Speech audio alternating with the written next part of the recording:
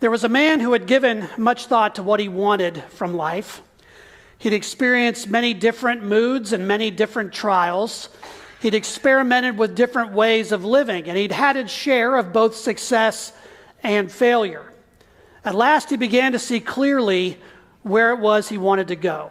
Diligently, he searched for the right opportunity. Sometimes he came close, only to be pushed away. Often, he applied all of his strength and imagination, only to find his path hopelessly blocked.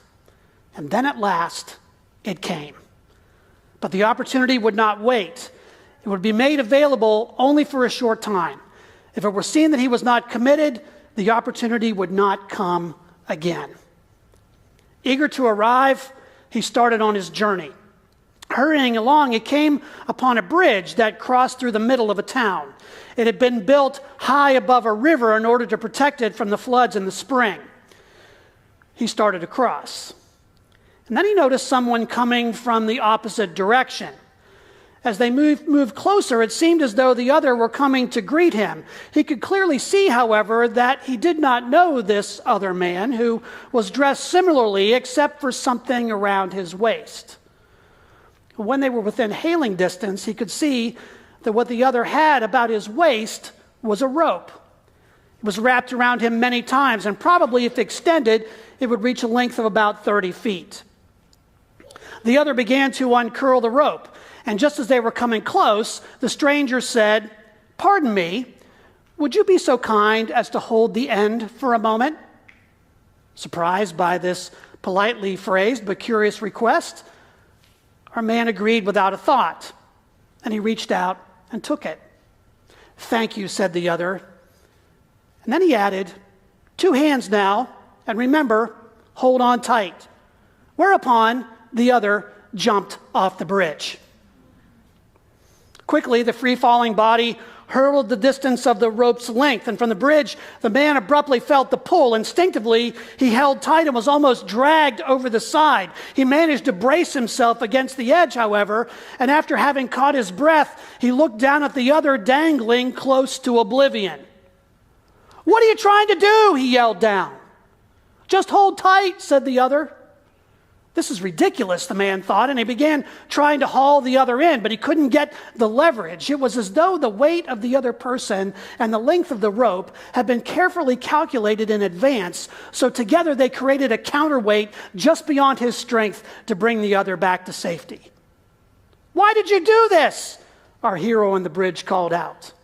"Remember," said the other, "if you let go, I'll be lost." "But I can't pull you up," the man cried. "I am your responsibility," said the other. "Well, I did not ask for it," the man said. "If you let go, I am lost." He began to look around for help, but there was no one. How long would he have to wait?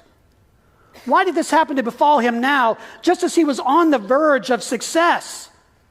He examined the side of the bridge, the railing, for some place to tie the rope, some protrusion perhaps, or maybe a hole in the boards, but the railing was uniform in shape. There were no spaces. There was no way to get rid of this newfound burden, even temporarily. "What do you want?" he asked the other hanging below. "Just your help," the other answered.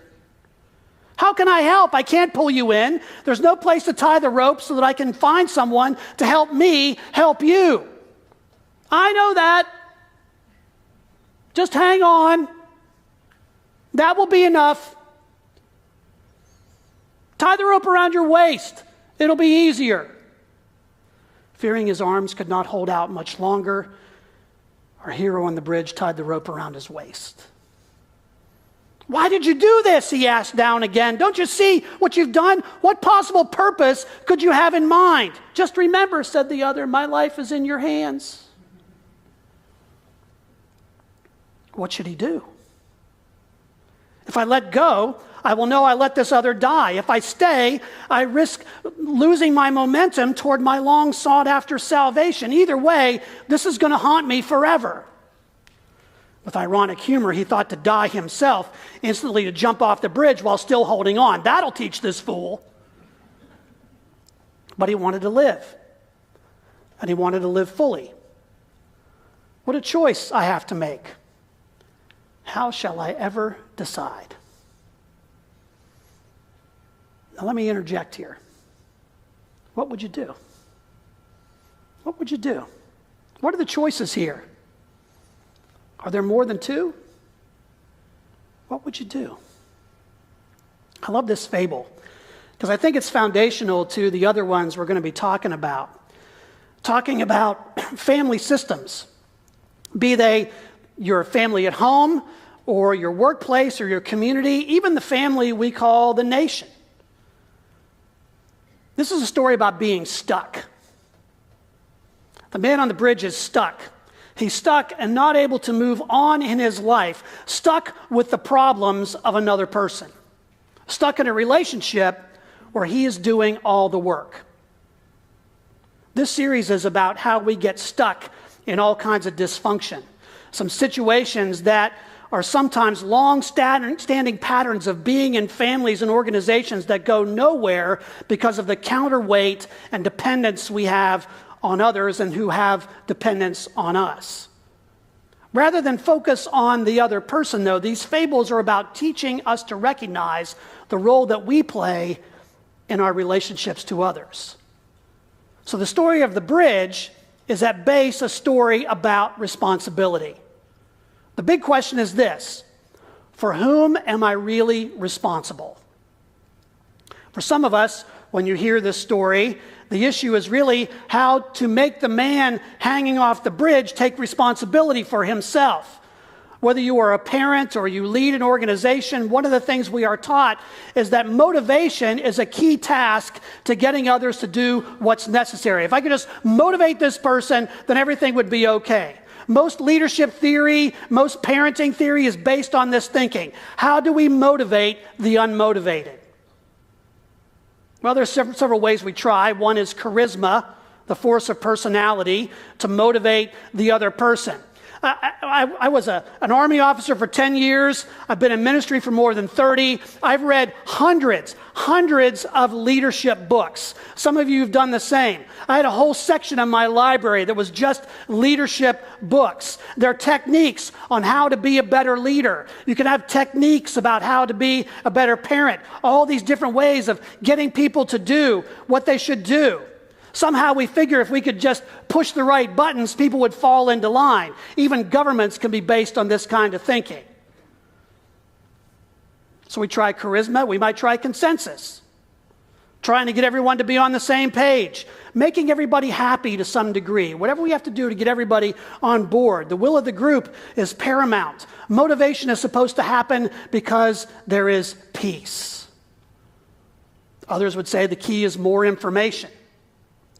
If the man hanging on the bridge could only hear the solution, he'd help himself in cooperation with the one on the bridge. If we could just give you more information, if we could give you a flip chart, if we could give you a PowerPoint presentation to show you how to do this, it would be all right. All these strategies sound great. We're used to doing them. But the problem is they rarely work for the long term. Notice how each of these solutions is tried in the story. On the charismatic side, all the responsibility falls on the leader or the parent, the one on the bridge. And the more they function and attempt to motivate, the less motivation there is for anyone else in the system to be responsible. The man hanging off the bridge relies solely on the character of our hero who is holding the rope. As long as he's functioning, the dangler doesn't have to. And interestingly, what happens in that kind of system is that the least motivated are the ones who are really calling the shots and sucking up all the energy in the system.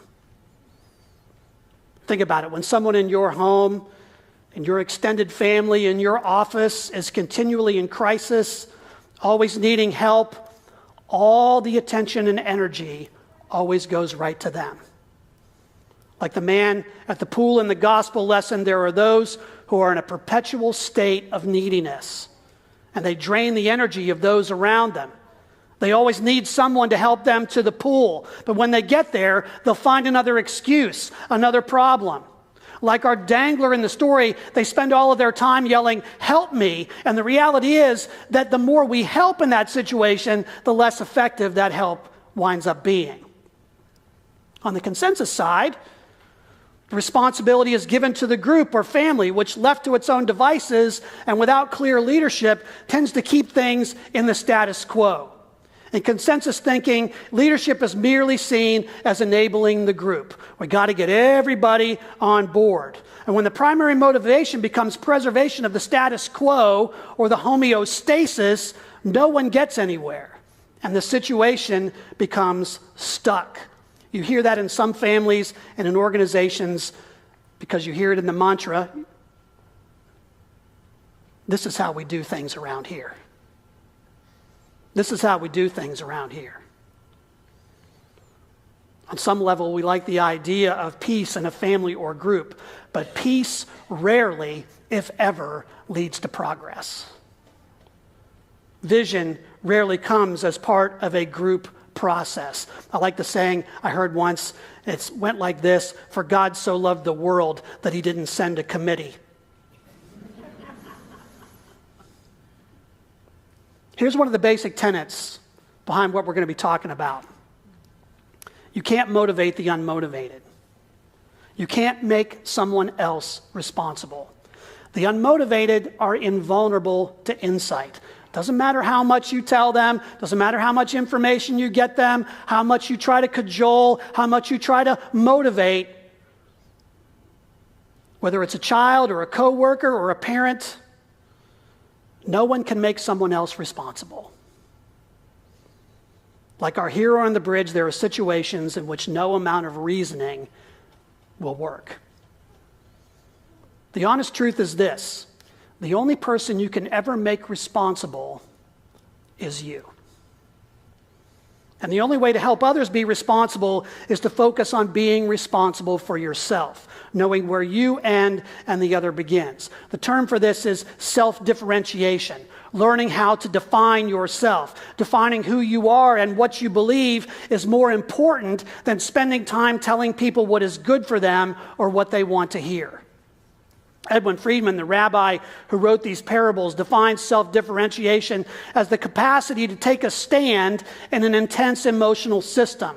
It's saying I when others are demanding we. It's containing your reactivity while others are being reactive. It's maintaining a non-anxious presence in the face of an anxious system.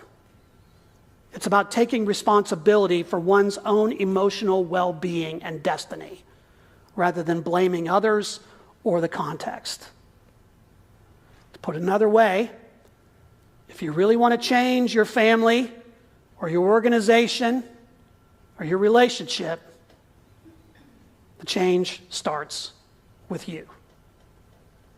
Now, does that sound counterintuitive? Well, think about it. We're actually wired this way. Consider our own physiology. What's the purpose of your head, your brain? You ever thought about that? I know you think about your brain all the time. Is it thinking? Is it sensing? That's part of what your brain is there to do. But if you take it down to the basics, the real purpose of your head is not thinking. The purpose of your head is the preservation of the rest of the body. The brain thinks objectively. It senses danger. It moves the body from place to place, all focused on preserving the body. The brain tells the body that it's not a good idea to jump off a bridge or cross the street in front of a speeding bus. The brain is differentiated from the rest of the body, but still connected to it. Scientifically, we know that as our head goes, so goes our health. If our head is focused on stress and worry, the rest of the body is going to react with some kind of physical ailment. Conversely, if our head is focused on who we are and what we believe is important, the body will tend to be more healthy. The key to a healthy family or organization is not focusing on the body, on the other, but focusing on the head, yourself. If the head is healthy, the body will follow suit. You know, I think Jesus understood this better than any person who ever lived. I mean, he's the prototype for the kind of human life we are to live. And sometimes when we read about Jesus, we get a false idea that Jesus is just kind of this airy person who's walking around doing whatever anybody wanted from him. But Jesus is very self-differentiated. You notice when you read the Gospels, he does not give his energy over to the anxiety of the people around him. The man at the pool of Bethesda had been needy all of his life. There at the pool of Bethesda, you can visit there when you come with us to Israel. There was a place where the waters would occasionally get disturbed. There was a spring underneath that would come up and disturb the waters, a hot spring, and people thought that the angels were stirring the water, and if you could get into the water at the right time, that means you could be healed. When Jesus goes down to the pool, though, he approaches this man. You notice what he doesn't say to him. Doesn't ask him, "Here, let me make you feel better." He doesn't say, "How can I help you?" Notice the question he asks. Do you want to get well? Do you want to get well? The question of responsibility is put on the person in need. Are you willing to take responsibility for your own health? Now notice how the man responds, not with yes. He responds with excuses. I can't get down to the water. No one's going to help me. I'm needy. It's in the back of the line. There's all these factors working against me. Now, we would say that the caring thing for Jesus to do here would be to make sure that this guy gets to the front of the line, right? We would take responsibility for his pain, but not Jesus. Jesus doesn't help him. Doesn't take him down to the pool. Instead, Jesus puts the motivation squarely on the invalid. Get up, pick up your mat, and walk. Now, there's a miraculous healing taking place here, no doubt. But notice, when Jesus heals someone, he always invites them to participate in the process. Get up. Now, Jesus is going to sound a little bit harsh here, especially what he says later. You notice he runs into the man later in the temple, and after all the business about the Sabbath, and he runs into the man in the temple. Oh, here's the man who healed me. Hey, I see you're healed. Now stop sinning, or something worse is going to happen to you. And we think, whoa, Jesus, hey, that's a little harsh. But what's he doing? Jesus is not interested in nice. He's interested in real healing. See, Jesus didn't take on the stress of others, but by defining himself, he made everyone he came in contact with just a little bit more healthy. We tend to want to make Jesus into what theologian Stanley Hauerwas calls a quivering mass of availability, where out of love he simply adapts to whatever people want or need. But read the Gospels carefully. Jesus doesn't do this. He lets the rich young ruler walk away in his selfishness. He doesn't direct the woman at the well in what to do with her problems. He walks away from crowds when they become too demanding. He doesn't argue or plead with Pharisees to try and make them happy. Jesus made people responsible by being responsible for himself. He had a singular vision. He shifted the whole human system because he was able to define who he was and what he believed.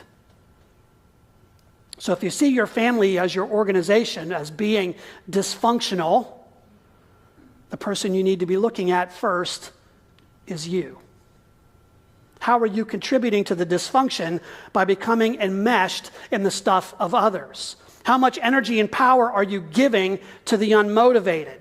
When have you stated in a non-anxious way what you believe and acted on that rather than according to the perceived needs of others?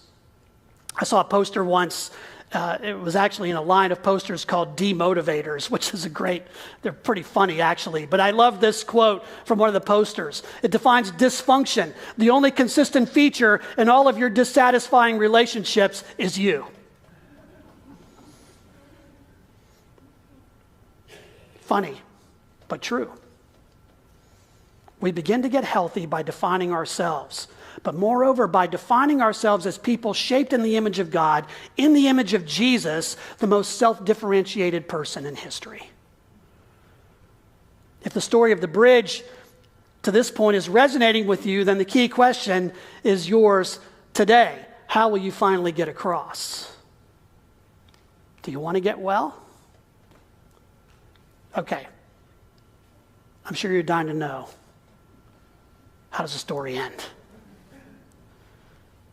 Back to story time with Pastor Bob. Here we go.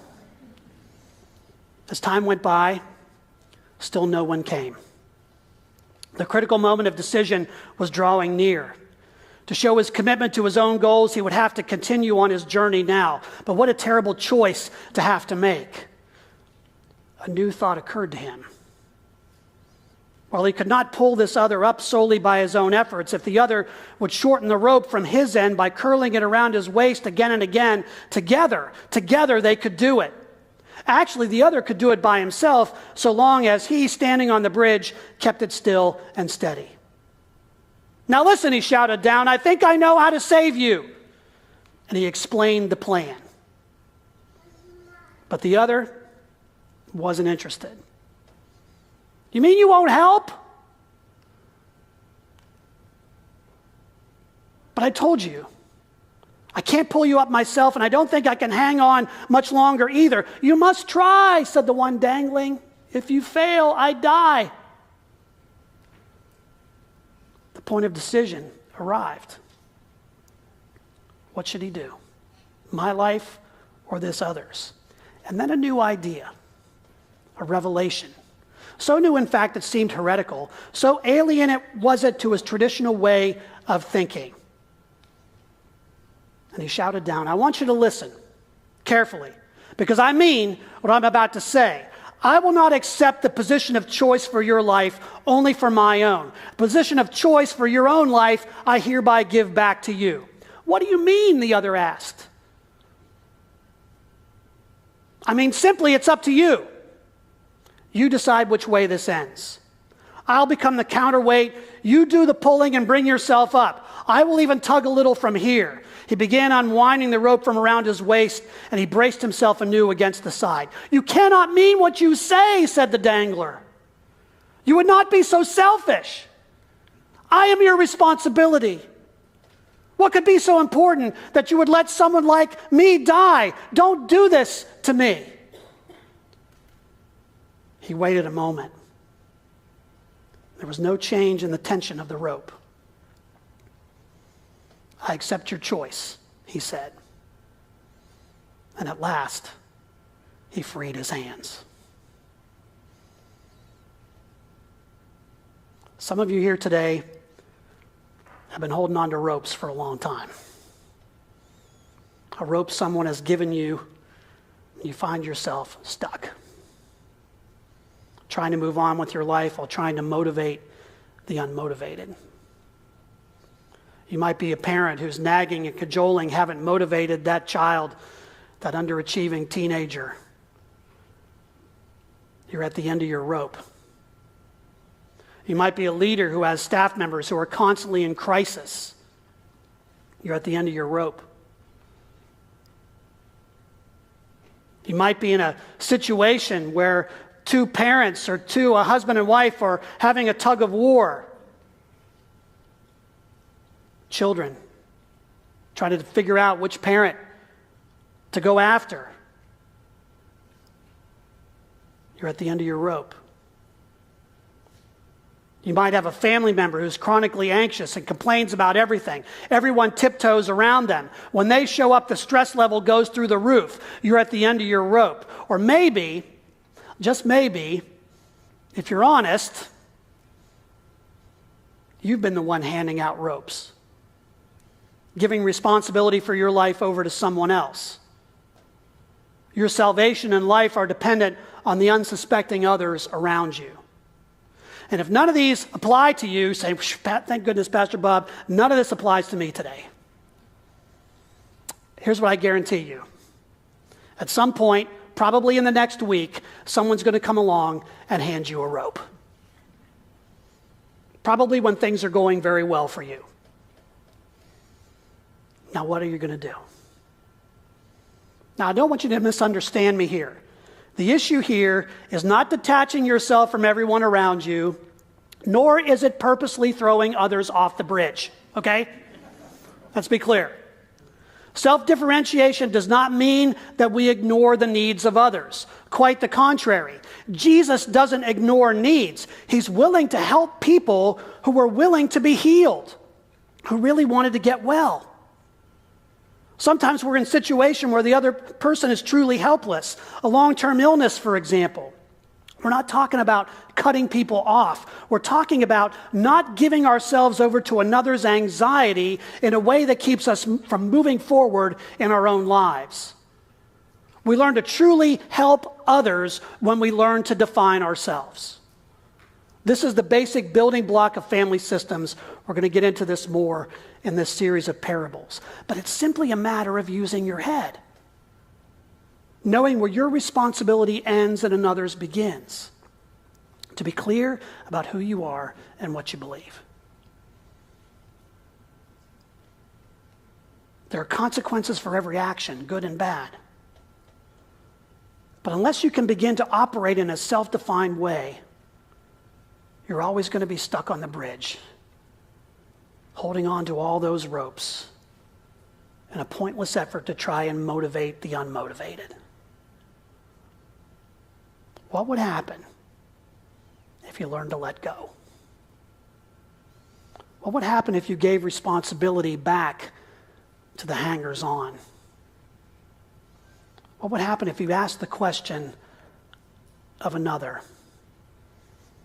And more importantly, ask the question of yourself. Do you want to get well? Do you?